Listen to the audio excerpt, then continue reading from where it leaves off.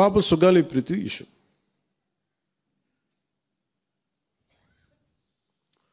పండ్లున్న చెట్టుగా రాళ్ళు పడతాయంటారు. ఎవరైతే చేయూతనిస్తారో, ఎవరైతే ఆదరిస్తారో వాళ్ళని తిడితే ఎట్లాగా? అసలు ఈరోజు సుగాలి ప్రీతి అనే కేసు ఎలా ఎక్కడి నుంచి బయటకు వచ్చింది మీరు చెప్పండి? ఇలాంటి అన్యాయం జరిగిందని ఎవరికి తెలుసు? ఈ రోజున గత ప్రభుత్వం 2019, 2024లో ఒక ప్రభుత్వం మీద, అప్పుడు ముఖ్యమంత్రి మీద మాట్లాడటానికి అసలు ఎవరికైనా ధైర్యం ఉందా? ఒక ముఖ్యమంత్రిని ఒక మాజీ ముఖ్యమంత్రిని ఆ టైంలో అరెస్ట్ చేస్తే రావడానికి ఎవరు లేరు రోడ్ల మీద. అలాంటి పరిస్థితుల్లో ఓడిపోయి 2 చోట్ల ఓడిపోయి ఉన్న ఒక ఎమ్మెల్యే వాళ్ళ పార్టీకి వెళ్ళిపోతే ఏ మానసిక స్థైర్యం, ఏ ధైర్యం, ఏది ఉంటుంది చెప్పండి ఎవరికైనా? మరి అలాంటి సమయంలో నేను ఒక తల్లి పడ్డ వేదన తీసుకున్నా. నాకే సరదానా 2 లక్షల మంది జనం మధ్యలో నడుచుకుంటూ వెళ్ళి ఆ సమస్యను హైలైట్ చేసి వాళ్ళు సిబిఐకి ఇచ్చారు. సిబిఐకి ఇస్తే మన ఇంటర్నల్ పేపర్ వర్క్ మనకి ఎలా తెలుస్తుంది? ఇంటర్నల్ పేపర్ వర్క్ వాళ్ళు ఇస్తే వాళ్ళు ఏంటంటే జీవో రిలీజ్ చేశారు. మా దగ్గర నుంచి వెళ్ళింది కానీ ఎక్కడికి వెళ్ళాలో అక్కడి నుంచి ప్రొసీడ్ చేయాలి, అక్కడ ఆపేశారు.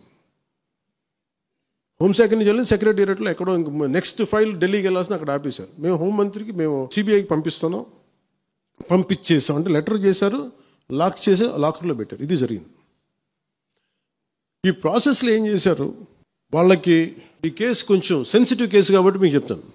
సుగాలి ప్రీతి నేను ఎందుకు కొంచెం సున్నితంగా మాట్లాడాలి ఈ విషయం ఏదంటే, మీకు ఒక అన్యాయం జరిగినప్పుడు, ఎవరికైనా ఒక అన్యాయం జరిగినప్పుడు మనం ఏం చేస్తామంటే నాకు ఆ వ్యక్తికి శిక్ష పడాలి, ఇంకింతే ఉండాలి. వాళ్ళు ఏం చెప్తున్నారంటే, ఎవరైతే వీళ్ళు వెనుకున్నారో, మరి గవర్నమెంట్ ద్వారా వచ్చారు కాదు ప్రభుత్వం ఎలా వచ్చారో, వాళ్ళు ఏం చేశారంటే మనం పెట్టిన ఒత్తిడి ఆ రోజు 2 లక్షల మంది మనం జనంతో తీసుకెళ్ళి అది నేషన్ వైడ్ ఇష్యూ అయ్యేటప్పటికి వాళ్ళు చేసింది ఏంటంటే, మనం చేసిన పోరాటం వల్లే ఎస్సీ ఎస్టీ అట్రాసిటీ కేసు బాధితులకు చట్ట ప్రకారం ఇచ్చే ప్రయోజనాలు, పరిహారాలు వారి కుటుంబానికి దక్కాయి. కర్నూలు రూరల్ మండలం దిన్నెదేవరపాడులో 5 ఎకరాల వ్యవసాయ భూమిని కేటాయింపబడింది. ఆ గ్రామం కర్నూలు నగరానికి 9 కిలోమీటర్ల దూరంలో ఉంది. ఈ రోజున మార్కెట్ వాల్యూ కనీసం ఎకరాకి అది వాళ్ళు చెప్పడం మీరు క్రాస్ చెక్ చేసుకుని 2 కోట్ల వరకు ఉంటుందని చెప్తా ఉన్నారు. వీరి కుటుంబానికి కర్నూలు కార్పొరేషన్లో కల్లూరు వద్ద 5 సెంట్ల ఇంటి స్థలాన్ని కేటాయింపు చేసిన ప్రభుత్వం. సెంటు 10 లక్షల నుంచి 15 లక్షల వరకు ఉంటుంది. పాప ఇద్దరి తల్లిదండ్రులకి రెవెన్యూ శాఖలో జూనియర్ అసిస్టెంట్గా ఉద్యోగం ఇవ్వడం అయింది. ఇది కాకుండా ఇది మన పోరాటం వల్ల ఒత్తిడి పెట్టడంలో వచ్చినాయి. ఇవి కాకుండా నేను ఫస్ట్ టైం ఛార్జ్ తీసుకోగానే మొదట చెప్పిన మాట, పాపకి న్యాయం జరగాలి, ఏమేమి జరిగిందని సిఐడి చీఫ్ని నేనే తెలియజేశాను. డీజీపీ గారికి పంపించాను, అప్పుడు డీజీపీ గారికి తిరుమలరావు గారు, అలాగే సిఐడి అధికారులకు చెప్పాను, ఉన్నతాధికారికి, హోమ్ మినిస్టర్ గారికి చెప్పాం. ఇవన్నీ చెప్తే పోలీసు సిఐడి వాళ్ళు చెప్పింది ఏంటంటే, అసలు అప్పట్లోనే ఎవరైతే దీని వెనక కుట్ర వెనక ఉంది ఇవన్నీ చెప్తున్నారో ఏ డిఎన్ఏ తారుమారు చేశారు. ఎలా తారుమారు చేసి ఉండాలి? ఈ ఒత్తిడిలో వీళ్ళకి భూములు అవి ఇవి ఇచ్చేసి, మరి ఏం చెప్పారు నాకు తెలియదు కానీ వాళ్ళు నాకు తెలిసి వాళ్ళు ఈరోజు పోలీసు చెప్తుంది ఏంటంటే, సాక్ష్యాలు వీళ్ళు చెప్తున్న వ్యక్తుల మీద వాళ్ళ డిఎన్ఏకి దీనికి మ్యాచ్ కావట్లేదు. ఇది వాస్తవం. కోర్ట్స్ ఏం చేస్తాయి, పోలీసు ఏం చేస్తారు, దీన్ని కూర్చోబెట్టి. ఎందుకు చెప్తున్నానంటే, ఇది వివేకానంద రెడ్డి గారిని చంపేశారని తెలుసు అందరికీ. ఎవరైతే చేస్తున్న నిందితులు ఉన్నారో వాళ్ళు ఒక్కొక్కరుగా చంపేస్తున్నారు వాళ్ళని. మరీ గత 5 సంవత్సరాల్లో ఇట్స్ ఎ క్లాసిక్ కేసెస్. ఈ ప్రక్షాళనకే పూనుకున్నాం మనం. ఇది ముఖ్యంగా మన ఎమ్మెల్యేలకు కానీ, మీరు ఎంపీస్, యాజ్ అన్ ఎంపీస్ మీకు కూడా, మీరు ఈ కేసెస్ మీద మీరు రేపొద్దున అసెంబ్లీలో గళం ఎత్తాలి, మీరు తప్పదు. ముఖ్యంగా లా అండ్ ఆర్డర్ వీళ్ళు అందరూ తప్పించుకుంటూ వెళ్ళిపోతే ఇట్లా ఒక సోషల్ అన్రెస్ట్ వస్తుంది దీనివల్ల. అంటే వ్యక్తికి ఒక నేరస్తుడు చేసిన ఒక కులానికి చెందుతాడు, ఏదో ఒక నేరస్తుడు, మనం ఏం చేయలేము దానికి.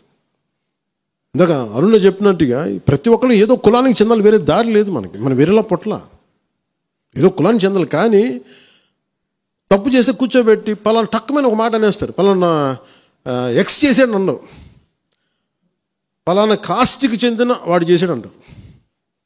అసలు ఇంత కాస్ట్ ఎక్కడి నుంచి వచ్చిందో తెలియదు క్రైమ్కి. సో అందుకని మేము బీయింగ్ లీడర్ నేను చాలా సెన్సిటివ్గా మాట్లాడాలి. మరీ నేను మిగతా వాళ్ళు గబుకుని మాట్లాడేసి గత ప్రభుత్వ నాయకులు మాట్లాడేసి వెళ్ళిపోవచ్చు, ఈజీ అది. కానీ నేను అలా మాట్లాడకూడదు. దట్టు నేను ఇప్పుడు డిప్యూటీ సీఎం పదవిలో ఉన్నాను కాబట్టి నేను చాలా ఒళ్ళు దగ్గర పెట్టుకుని మాట్లాడాలి. అందుకని ఇవన్నీ మీరు ఒక్కసారి దీంట్లో కూడా ఆ పాపకి న్యాయం జరగాలి, దోషులు ఉంటే శిక్షింపబడాలి, దాంట్లో అసలు ఎప్పుడు లేదు. కానీ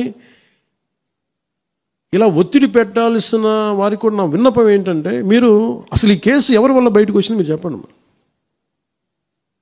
సో మా త్రికరణ శుద్ధిని, మా చిత్తశుద్ధిని మీరు తక్కువ ఎంచిన. ఇక్కడ కేసులు వాళ్ళు కూర్చోబెట్టి నేను వెళ్ళి సాక్ష్యాధారాలు నేనేం క్రియేట్ చేయలేను. అక్కడ గత ప్రభుత్వం చేసిన తప్పులు కొనేసారు వీళ్ళు చాలామందిని. మరి ఏం కొన్నారు, ఎలా కొన్నారు, దీని మీద కేసు పెట్టాలి. ది లెట్ ఎంటైర్, ఇది నా ఒక్కడే కేసు కాదు, ఇది ఎంటైర్ సొసైటీకి ఇది సిచ్యువేషన్. మీరందరూ కూర్చొని ఒకసారి మన ఎమ్మెల్యేస్ అందరూ కూడా, మన నాయకులందరూ కూర్చోబెట్టి you try to take it to home minister గారు, including law and order CM గారి దృష్టిలో చేతిలో ఉంటుంది. కాబట్టి నేను ఇంతకుమించి దీని మీద మాట్లాడకూడదు. అందుకని నేను శిక్ష పడాలని కోరుకుంటాను. ఇంతకుమించి కాకపోతే ఏమైపోతుంది, నా మీద నన్ను లాగడం చాలా తేలిక అందరికీ. ఎందుకంటే నేను మెత్తని మనిషిని కదా, నా మీద రాళ్ళు వేసేయండి ఈజీ, నా చొక్కా పట్టుకొని ఈజీ. అదే గత ప్రభుత్వం ముఖ్యమంత్రిని పట్టుకోమని చెప్పండి, ధైర్యం కూడా చేయరు, ఇప్పటికీ ధైర్యం చేయరు. ఎందుకంటే వాళ్ళ మనుషులు ఇళ్లలోకి వచ్చి కొడతారు, క్రిమినల్స్ వచ్చి ఇళ్లలోకి వచ్చి కొడతారు, చంపేస్తారని భయం. మనం ప్రజాస్వామ్యం కదా, మనం భరించాలి. అందుకని దయచేసి దీన్ని మీరు ఒకసారి కూర్చోబెట్టి ఒకసారి మన గౌరవ శాసనసభ్యులు, మంత్రివర్గ సహచరులు, లెజిస్లేటివ్ కౌన్సిల్ మెంబర్స్, పార్టీ నాయకులు అందరూ దీని మీద ఒకసారి, స్పోక్స్ పర్సన్స్, వీర మహిళా నాయకులు, మీరందరూ ఒక్కసారి కూర్చోబెట్టి ప్రతి ఒక్కరు కూడా దీని మీద, ఇది ఎందుకంటే ఇది ఒక కేసుగా చూడకండి, ఇది గర్ల్ చైల్డ్ తాలూకు ప్రొటెక్షన్ చాలా ఎసెన్షియల్. అందుకని దీన్ని సోషల్ మీడియా యాక్ట్ కానీ ఇవన్నీ మాట్లాడాలని పొద్దున్న నిర్ణయించుకున్నాం. ఇది ఒకసారి మీ దృష్టికి తీసుకొస్తా ఉన్నాం.